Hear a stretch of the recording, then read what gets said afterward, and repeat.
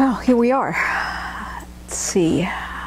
Many folks might be familiar with the quotation that is attributed to Saint Francis of Assisi, which basically reminds us to preach the gospel and, if necessary, use words. I have about all told about 6 years of experience with an international nonprofit organization which calls itself l'Arche, which is French for the Ark.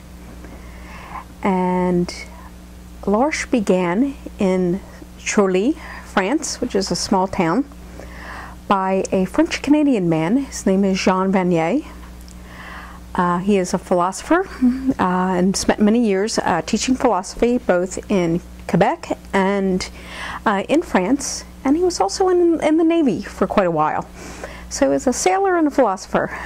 And in 1964, he was living in the small town, Cholet, and there was a mental health facility near the town, and he had struck up a friendship with a Roman Catholic priest living in the town, and they felt a call to work with people that have developmental disabilities.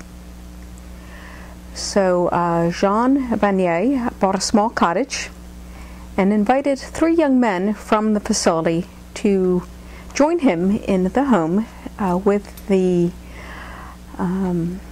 idea of sharing a life together. The idea being the gospel in action. And one young man, unfortunately, lasted the night. He also had a dual diagnosis, which also meant that he also had some mental health issues as well as his developmental disabilities. And his mental health issues were so severe that he was not able to manage outside of the very structured environment of the institution. And Jean Vanier admits now, many years later, that he didn't know anything about anything, in his own words, and he still feels some residual guilt. He feels bad about some of the mistakes he made. He didn't know anything about developmental disabilities and what the difference is in thinking, and how quite often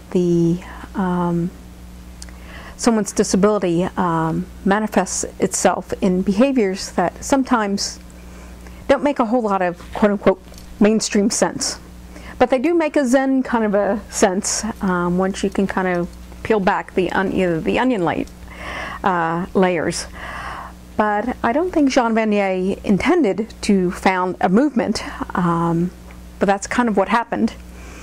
One house led to another house, led to another house, led to another house, led to houses throughout Europe, into the United States, into Canada, South America, they now have houses in Japan, India. The latest numbers that I understand now, that there are 130 l'Arche communities in 30 countries.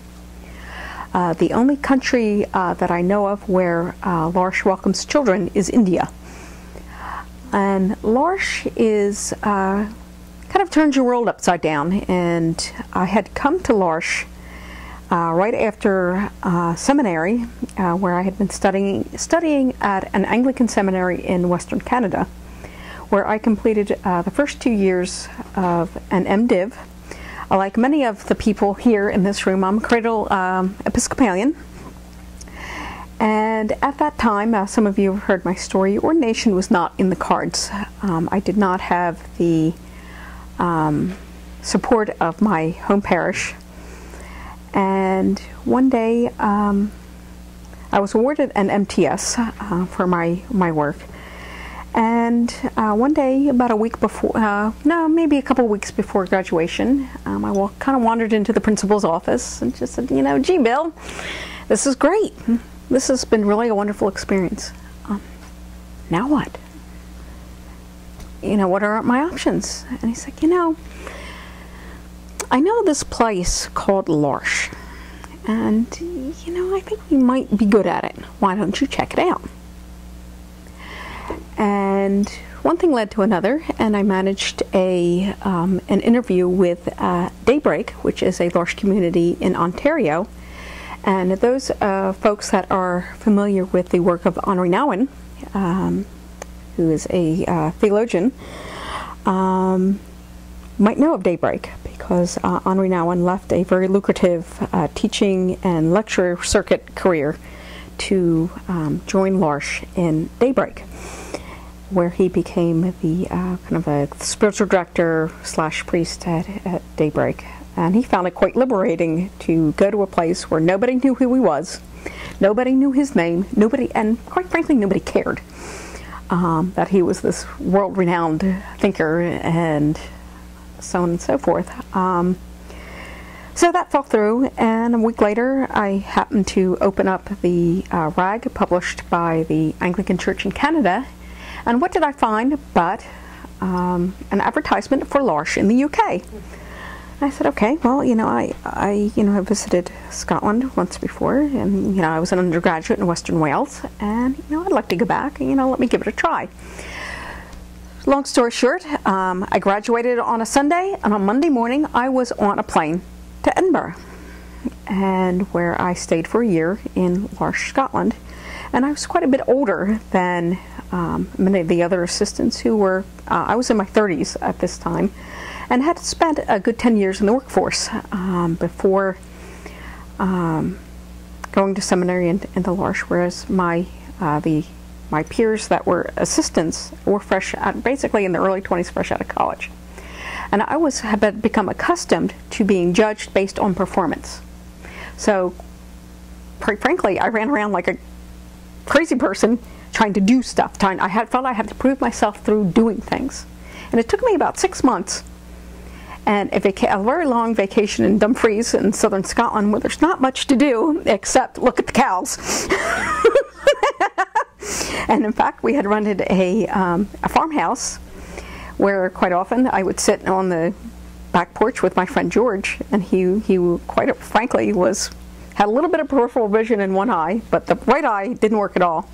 But he knew, because he could hear the cows, that there were cows in the next field. And he'd say, and he was a Glaswegian, he'd say, the cows, Sue, the cows, the cows, the cows, Sue, the cows. And so we'd take a walk down to see the cows, and when we'd get to the wall. And of course the cows would come over and see what's what, and say, oh no, Sue, the cows, oh no. And up the hill he'd go. We did this every single day. The point being that it took me that experience of going down to see the cows with George every morning and having the visit last about 10 seconds and then trudging back up the hill, that L'Arche was not about what I could do. It was about the relationship.